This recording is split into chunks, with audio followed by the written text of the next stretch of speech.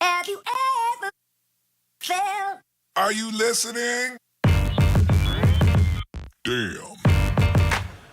What's up, YouTube? Thank you for tuning in to another episode of Race to 100. I'm Neil Batang. I'm Rick Thorcell, and we are on episode number 55, I believe.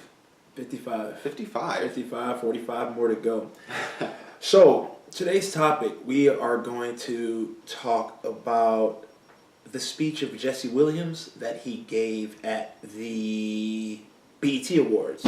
Which is interesting. I don't know if you were going to get to this about it not really being available anywhere to watch anymore. Yeah, just so you guys know, if you missed the speech already, You may have a hard time trying to find it. because Viacom are some haters and they're threatening to sue anyone that posts the video and YouTube has taken it down.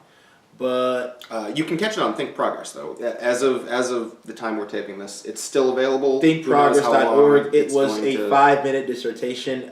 He killed it. It was a very powerful speech. He did his thing. I wasn't really familiar with the brother before the speech. Who is Jesse Williams? So Jesse Williams is an actor. He played a doctor on Rick's favorite show, Grey's Anatomy. Oh my God. Don't even. But before he transitioned into an acting career, he was an educator. He's got a history background, a little bit of a political science background, like you. He comes from a family of educators as well, so he's socially conscious. He's Yes. intelligent, and he won articulate. the The Humanitarian Award at the 2016 BET Awards. So he. What was so powerful about the speech? Man, it was. I got a chance to see it. Let me tell you. After we circled around and vehemently searched for the speech, it wasn't Searched easy. for like a half an hour Dude, trying to find it. I mean, in the there was internet no- age, nothing should take that And it was long to interesting find. that all the other performances and speeches were still up and available for viewing. It was just this one that had been taken down from pretty much every single site except for one, sort of out there site that hadn't really been discovered by Viacom yet. It was very. Was there a moment that stuck out for you? Man, the whole. I guess you never. I've never seen a mixed person because his father is black, his mother is white, and I've never seen a mixed person in my entire life get it, understand. Even though I'm mixed, even though I'm half white, considered to be the ideal race, I still have issues that I have to deal with coming from black heritage, being of African American descent. And it was very moving to watch him empathize with It was a very vivid description of the African American experience in a way that you don't really often hear. I mean, he talked about the idea of black artists basically selling their body as brands after living generations with brands on their body. It was literally. It was pretty tough. I guess Rick's, to break it down, let me tell you. So the first part was the language. He was very articulate, eloquent, and that was cool. He was able to say what he meant / felt in a way that everyone could discern. First of all. Second of all, I would disagree, but continue. Why would you disagree? I would say that he was speaking. Just finish what else. Okay, so we'll circle back. That's cool. So that was the first part. The second part of this long and moving speech is that he talked about the issue of police brutality that's been happening in this country. He called it to light and said it was a problem. The third part was that he called out the black elite. He said, we here at the BET Awards are making money, but we are considered anomalies or novelties within our community.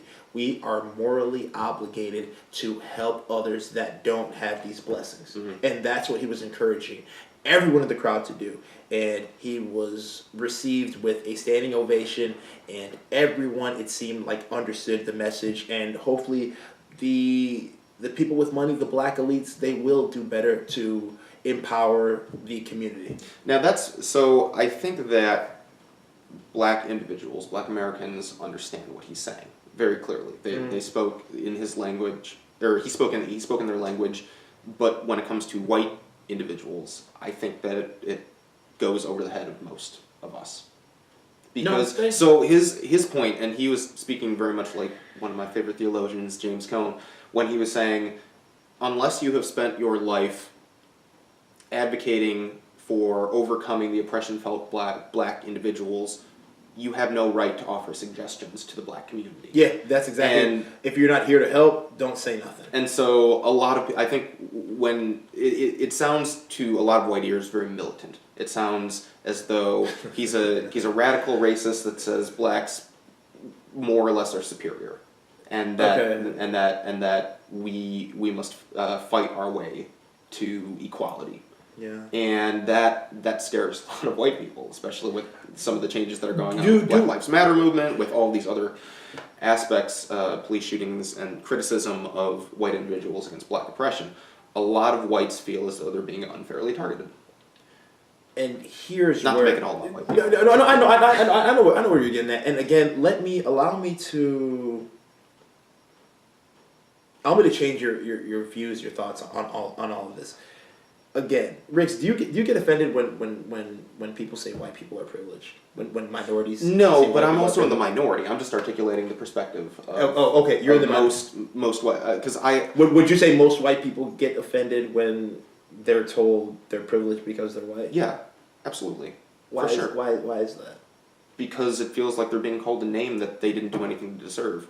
You know, they didn't choose to be born white. They just happen to enjoy certain privileges that are inherent in who they are. Okay. You know, it's not something that they feel like they've intentionally gone out and sought. And so when you say you're privileged, it's like, well, you did something wrong, is what they hear, and their thought is, no, I didn't do anything wrong. Okay, that's fair.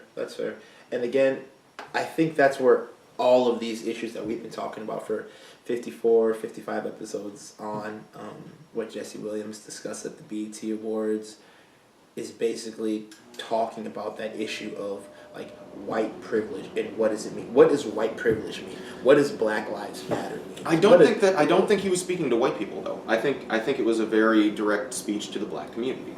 It was it was a pep rally. I mean, it was a pep rally, but he was speaking to everyone. I mean, he knows white people are going to see it. I mean, why do you think it's been blocked on YouTube? Yeah, the only celeb that came out was like Justin Timberlake. He said he was very moved. I mean, because Justin Timberlake, most of the people he does music and business with are African Americans. And that's the thing too. Empathy and interaction creates empathy. Yeah, you know, that's true. When you have interactions with whether, and this goes back to the gay issue, this goes back to racial issues, you know, sexism, whatever the case may be, the more interaction you have with people, the more empathy you develop, and the more you understand truly what the other people are experiencing, not in a way that you can be like, oh, I know how bad that is, but like, wow, that really is bad. And also, he even brought up another point in a different speech, because now he's been doing a lot of volunteer work, humanitarian work out there, and he was speaking to someone, and he said, what I don't understand is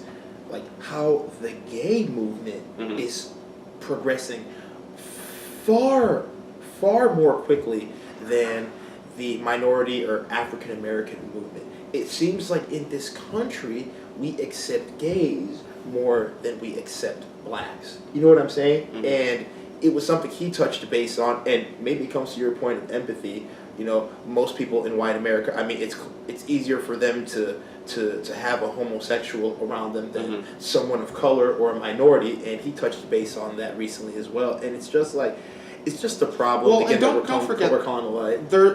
You know, the reason because, you know, for the question that you posed, is that we have such a deep history of entrenched racism that we don't have with the gay community, for example. Yes.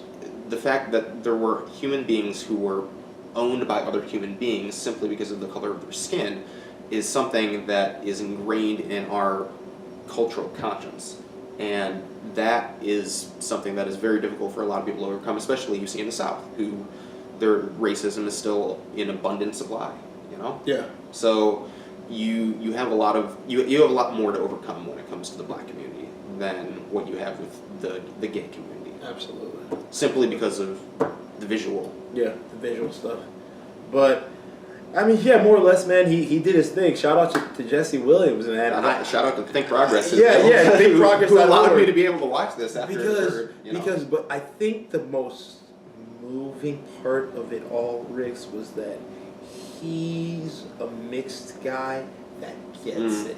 You know what I'm saying? Because even if you would say that's a rare. That's so rare. Like that isn't something you could ever see Drake doing. That isn't something that you could ever. Like, I don't even think Barack Obama, the president of the United States that has been in politics, that has worked in the civil rights movement, could give you a speech that direct, that succinct, talking about racial issues in this country, even prior to being a politician.